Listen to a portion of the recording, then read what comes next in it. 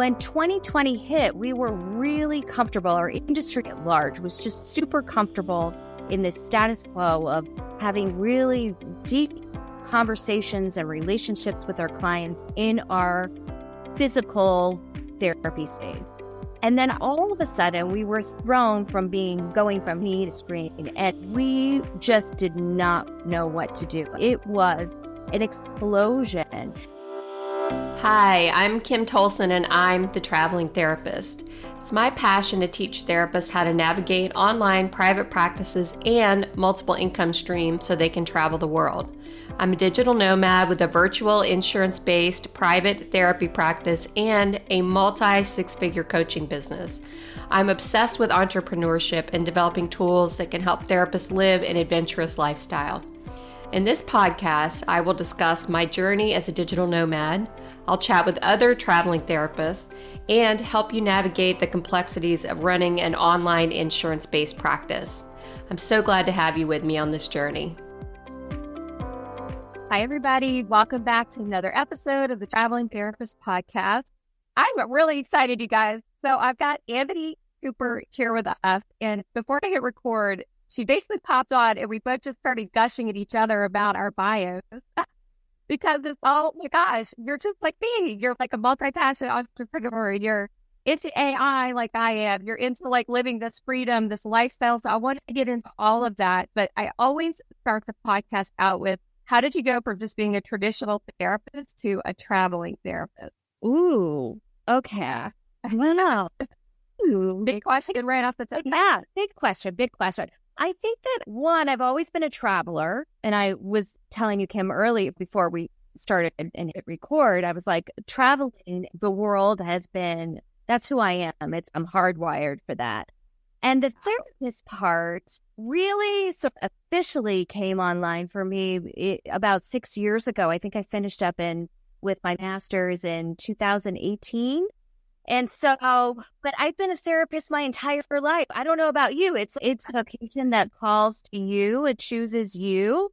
Literally everywhere I go, whether I'm traveling and on some other adventure or just pulling up a chair at a restaurant, it's like somebody wants to start talking to me and telling me their life. Exactly. I think I'm just born this way. Yeah, totally. My boyfriend, he'll go to the bathroom and come back, and I'm like, this is Jane. She's got 3 kids, but she's going through a divorce, and he's like, how the hell did you learn all this about all these people? I'm like, oh, no, I don't even say anything. They just tell me. And it just happened. So, gotcha. Always a therapist, always an empath, probably. And then finally went to school, I got your degree and all that. Now you're a therapist. But it sounds like from your bio, you've also got this bug like I have with this being like a multi-passionate entrepreneur. All things. Yeah. I started out 20 years ago. I started out with an inkling, an idea, and I was like, I think I can do that. And then that was the first time that I started an official business. And so that was in fashion. And then for 20 years, I hooked my wares and I basically entered multiple different markets with zero experience, zero know-how, but just that idea and that creative passion. And I entered markets successfully. So I went from fashion to chocolate. And then in 2015, it was super tasty, and I'm really sad that it ended. But at the same time, if you learn anything in manufacturing, it's like you're only good as your next factory. And so when you have a factory to produce your wares, you're out of business. So that's what happened to me. And when that business closed, it really sent me on a tailspin down. And I didn't know what I was going to do because I didn't really fully comprehend what was my identity without my business. And I think this is a hook for a lot of would-be therapreneurs out there. It's hard to separate between, are you the therapist only, or are you wear multiple different hats, and whoever you are. And that's the self-discovery process. And so I was a good year trying to figure out what I was going to do next. And I realized I loved working with people, and I wanted to be more internally driven and focused instead of always dictated by what the environment was telling me. Was my product good enough? Was it cute enough? Or was it tasty enough? Whatever it may be. And that's what led me back to get a second degree in counseling. So that's the back door into this field. And I have no regrets. It's been such a wonderful, powerful journey for me. Yeah. I love that story and the message behind it, because it's similar to myself. I have so many ideas, so many things I want to do, creative, but not everything works out. But at the time, it does feel devastating. Oh my gosh, I put all this effort into this course. Nobody wants to buy it, that sort of thing. But then you just part from it, you pivot. And where I think, luckily, I've got some resilience around that. And I don't know how you could, estimate the resilience or teach people that resilience, but that's a huge part of this entrepreneurial world, I think. And even being a therapist at a private practice business owner, you've got to pivot sometimes when things aren't working out, or marketing's not working out, or Blue Cross Blue Shield just stopped paying on my click. You can give up, or you can pivot and be resilient around it, and then learn from it, and then build something that is going to be more successful. So I just love that message. Yeah. I couldn't agree more. And I think that's a really great, if we were just to isolate that last phrase of just how do you got to learn from it. You got to, life is practice. It's like school. And it's an opportunity for you to grow and change and develop new strategies for making your life work in your favor. And I think this is exactly why our clients are coming to see us. Just we're mirroring back and forth about what is happening for us in our lives, about the what ifs. Are we going to make this business a go? Am I doing the right intervention? Am I really meeting the client where they're at? And that client, that end user, client, patient, whoever you want to call them, Allie, whoever, doing the same things. That's why they're seeking out you for assistance, because they're trying to figure those very same things out in their lives. And so together, you work in concert, you create that alliance, you create that rapport, and you're always shifting together. So it's an ongoing design build process, if you will. Mm-hmm. I love that. Oh my gosh. Yeah, I can just talk about that. The process of it forever. And that's something even in my private, can try to teach that resilience around it. Don't get too emotionally connected to the launch. Look at the numbers and stats. That's something I've had to really work on. Oh my God, only 3 people bought this. But when you look at the numbers, only 20 people hit the landing page. And that helps that emotional piece, that emotional kind of struggle that happens being multi-passionate like this. But now seeing clients, but also trying to do other income streams to give me more freedom to be able to travel. Like we were talking about before, if you how you want to live it, the freedom. Couldn't agree more. I think it's definitely, like I said, it's like a design build process. You always have to be reflect. You got to build that foundation, and then you're assessing and you're making sure that you got all your framing correct. I mean, I love that analogy of building a house. It makes a lot of sense, because you're building a practice house. And how does that apply? And what does each room, what value does it bring? How are you delivering that experience in your practice? And what are the end results? How do you want your clients to feel when they interact with you and when they interact with your brand and practice? So I think it's absolutely. Yeah, absolutely. Yeah. So I do want to shift gears a little bit. And before we hit record too, you had said that you just took the most amazing bucket list trip in the entire world that anybody could think of. When you said it, I was like, oh my God. So I'd love to hear, because this is the thing that comes up all the time for traveling therapists, is how do I go take a month? And we'll talk about your trip if you want to, if you don't mind. But how do I go take a month in this place and still manage business? Do I still see clients? Do I not see clients? I'd love to hear your process for that. How did you manage that? And what did it look like for people who might be listening? And of course, please tell us about the bucket list trip. Oh, that's so great. I love that we're talking about this. Okay. So people might relate to this. I hope that they relate to this. When I married, I was married for 5 years before we were trying to figure out if we were going to have children or not. And I have always consciously decided that the way I live my life is that whatever I desire, I strategically think about how it fits into my life, how it serves me. Now, I love my children, and I love my husband, and I love the life that we have created for ourselves. But the fact is that I dictated how that was going to occur. Somebody else's rules or assumptions or biases or lectures or whatever you want to call it didn't inform me on those choices. So the reason I'm saying that is that I think in anything in life and business is dictated by the choices you make and how you choose to go about fulfilling those dreams and values. So a key value for me has always been travel and exploring the world. I feel like a world citizen and I want to participate as a world citizen. And very much early on in any of my businesses, I always put travel as the top priority in my life. So I designed my life and my business, which serves me, to make room for that. The way I do that is planning. I always allocate 4 to 6 weeks of time a year that's devoted to exiting my life, so that I can have that multiple amazing experiences. And I design everything else around that. Oh my gosh. That is amazing. Yes. So the bucket list trip I'm talking about is a month in Africa, right? On safari. And yeah, it actually totaled. So the time away was 28 days. Oh my gosh. Bucket list trip was a safari. I went to Kenya, Tanzania. It was my first venture the continent.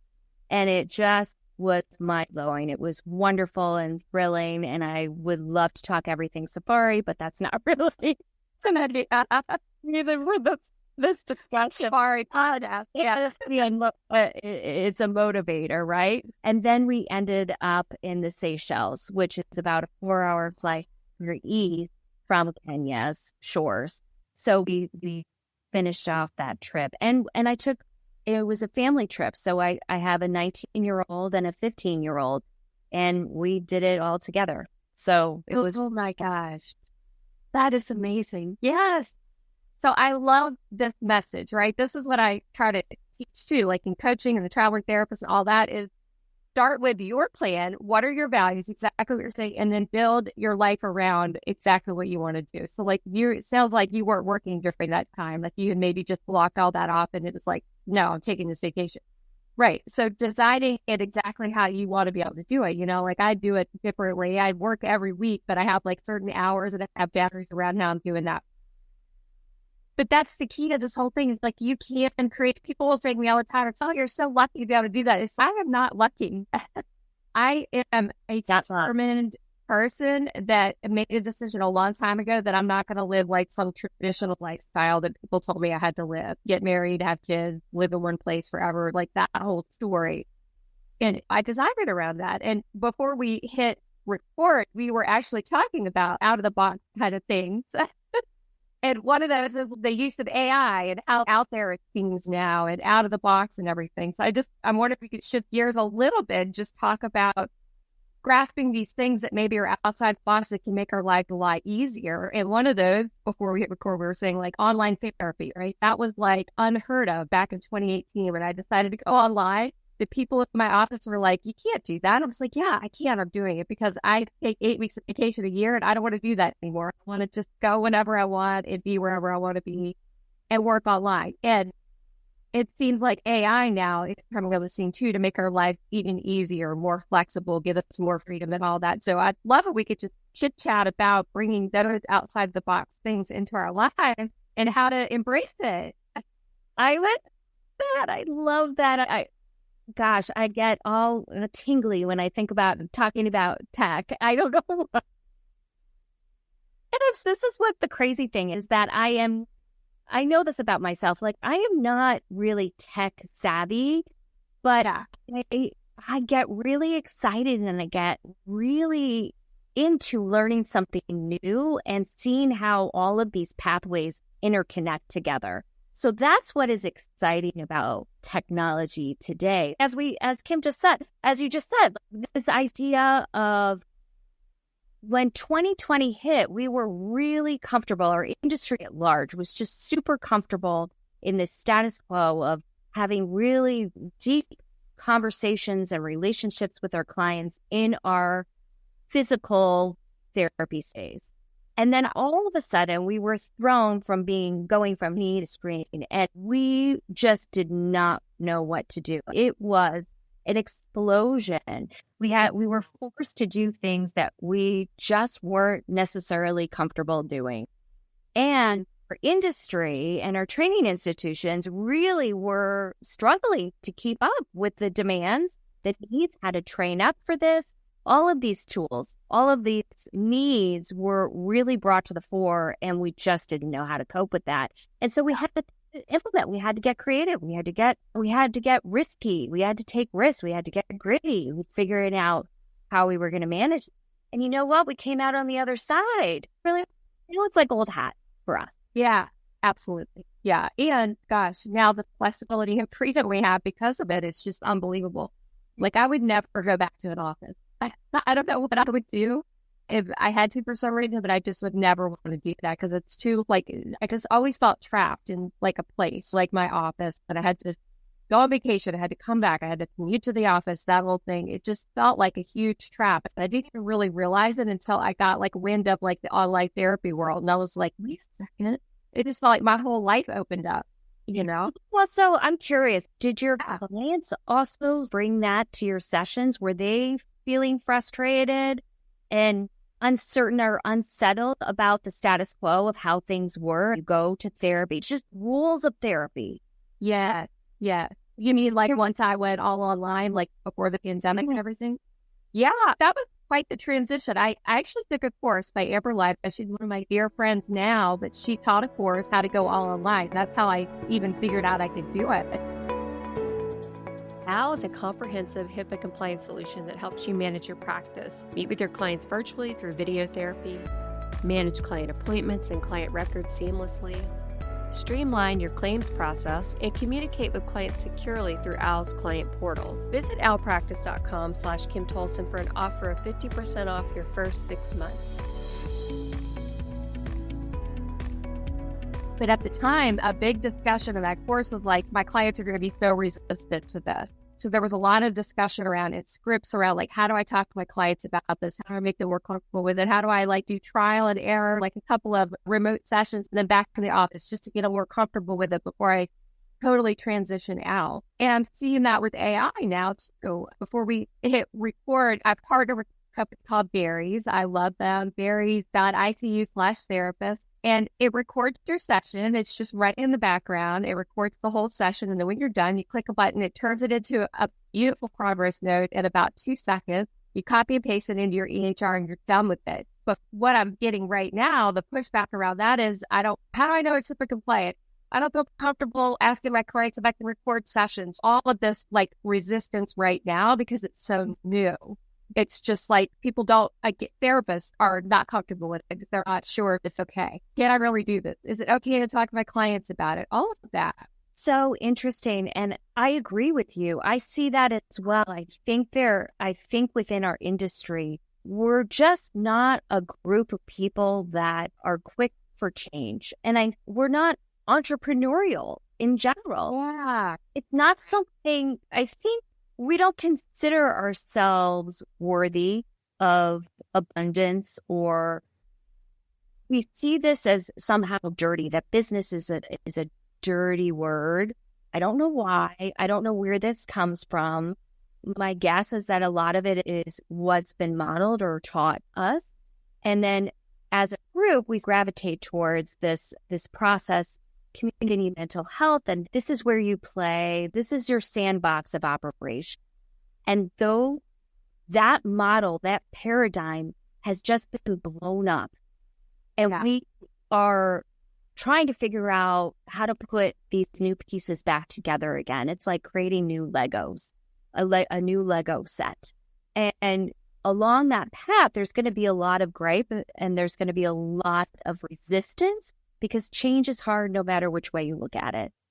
And with all of these new tech tools at our disposal, incorporating them, where technology is going at such an exponential clip, it's really hard to play catch up if you're a little bit slower and analytical on that. You're oriented in that way. So I think there's always this shifting and maybe even I call it a great digital schism or divide between us and how we're using technology, how it applies to us, and how ultimately our clients are using it. Because the reality is we're all using it every day. We just don't realize that it's running in the background the way it is for everything that we do.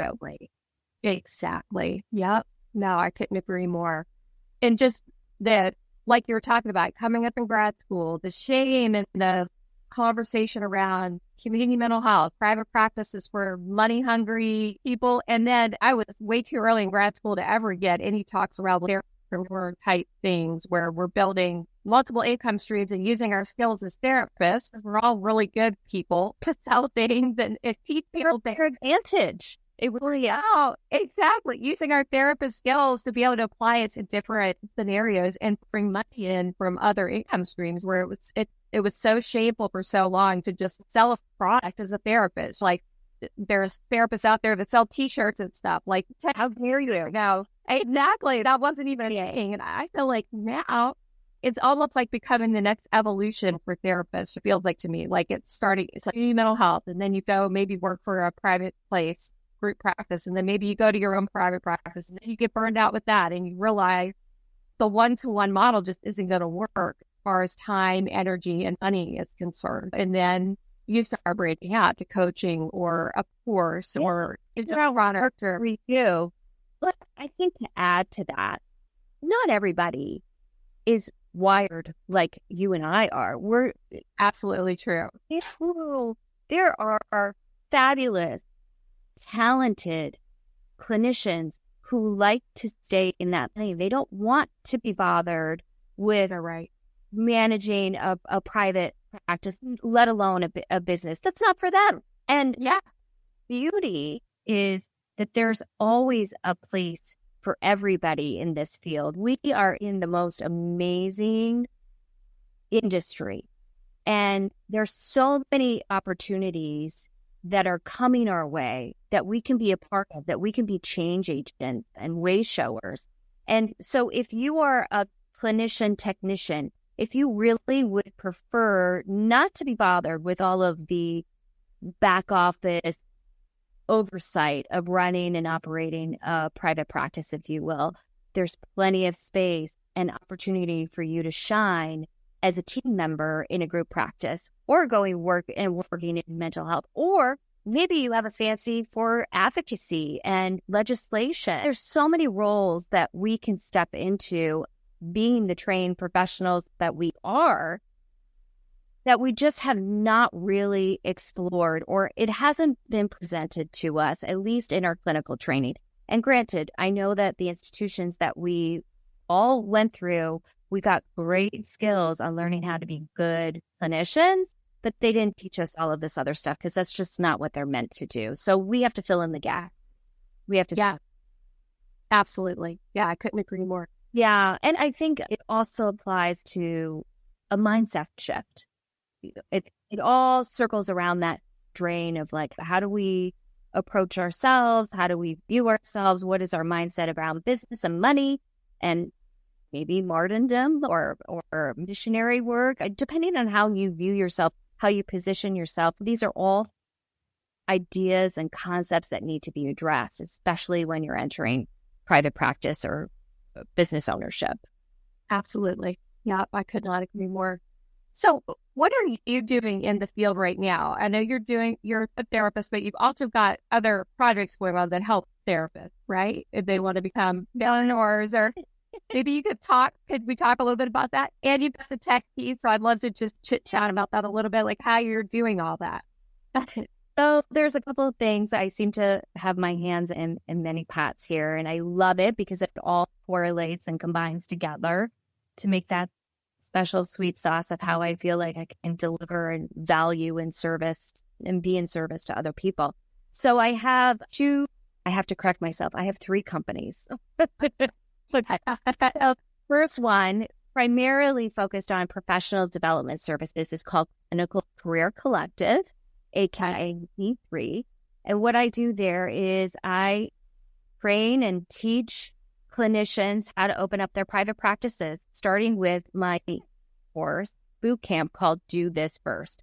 So for many of us who come into this field and to come into this world of entrepreneurship, you get a lot of information and a lot of training on how to market, how to find your right clients and so forth. But there isn't a lot of training or information about literally the fundamentals of what a business is. How does it function? How does it operate? What's the biology of it? And so I, from the very beginning, by teaching and instructing individuals, whether you're a novice professional or a seasoned clinician, and you're just trying to figure out how to shift your business and your strategy, I teach you how to do it in 7 days. So I take you from structure all the way through systems and automation. And in that, I also add a lot of information and resourcing of what all of these new tech tools are that you can implement in your private, not only in your back office, but also using them as tools in your clinical work. So that's what I do there. Yeah. And then it's so fun. I really enjoy it. And so I run this course on a monthly ongoing basis. And so at the last week of every month, the course is up and running. So you can sign up for that. And I'll see you there. And then the other thing that I do is I have my consulting and coaching practice called Wayfinding Practice.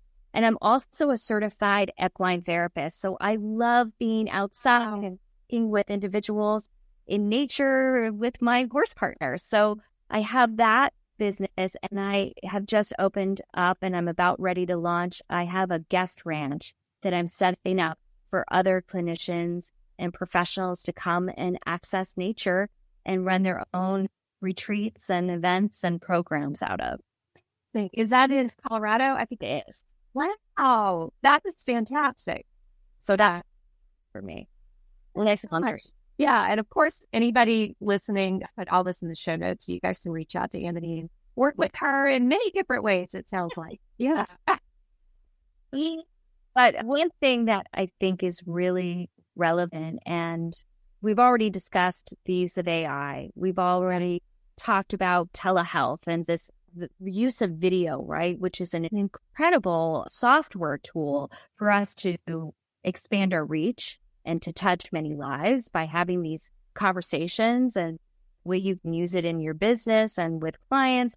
And then there's also, I'm really excited about, I don't know how much you know about immersive technologies, but VR, virtual reality, are really coming online. And part of the service that I provide in my Do This First course is I actually send you a VR headset and a recording tool so that you can put your phone up and you have a light and you're ready to go and hit record. And so I'm trying to teach fellow clinicians and my peers how to do this and not be so afraid of technology, because it really can be your gosh. I love that so much. I'm already thinking of it heavy as a guest in the Clinical AI Club to come in and do a little lesson or something for the members there.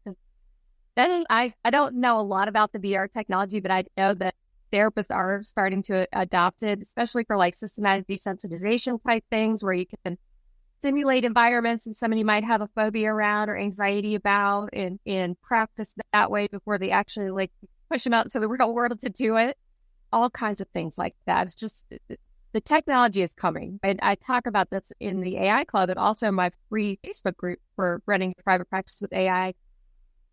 I feel, and to your point, every therapist is different. Not every therapist is going to embrace this, but I also feel like AI is the future, and therapists that aren't adopting these strategies may not have as many clients coming in that might want to use the VR technology or might want to interact with a clone of yourself when you're not available. If they need to talk to Amity, about a problem through a really sophisticated chatbot, or we're talking about these personalized assistants. You can make GPTs that simulate your whole personality at this point because you can give it so much information.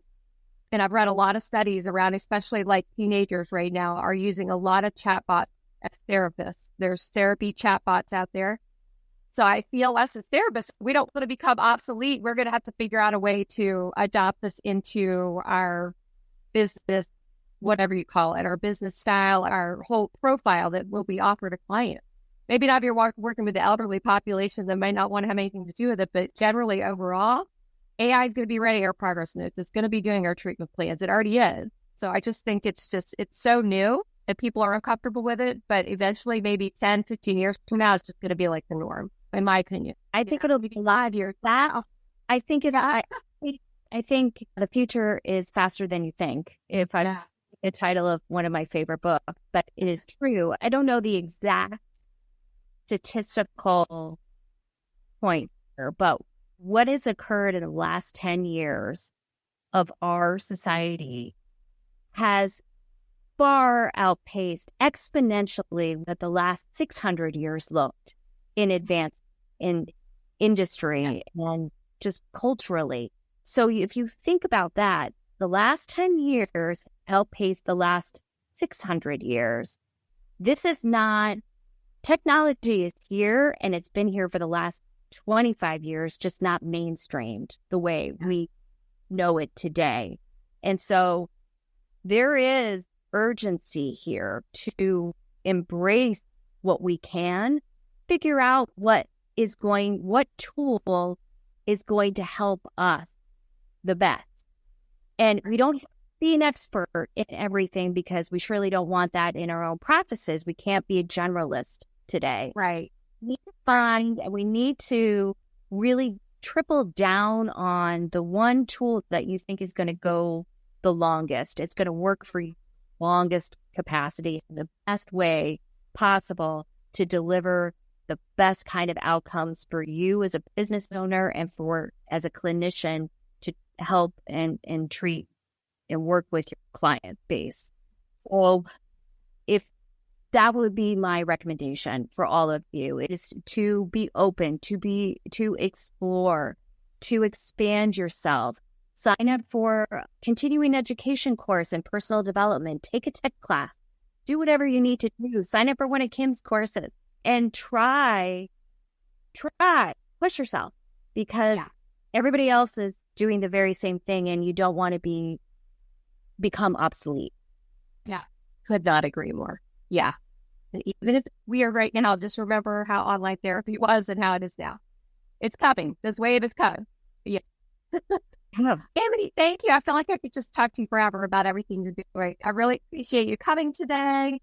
And of course, we'll have everything in the show notes. And if anybody has questions or want to reach out to Amity, I would strongly encourage it. All this tech and private practice building, I think it's amazing to put those things together in a container to help therapists do that. Thank you. Kim, this has been such a joy for me. I love talking about everything tech and travel. So you too. You're my sister from another mister or whatever they say. Yeah. So thanks again. Thank you so much. Thank you. Thanks for being here. Thank you so much for listening to the Traveling Therapist podcast. For show notes, links, and downloads, head over to thetravelingtherapist.com, where you'll be able to learn more about my journey, the courses I've created for you, and other exciting resources to make your dreams become a reality.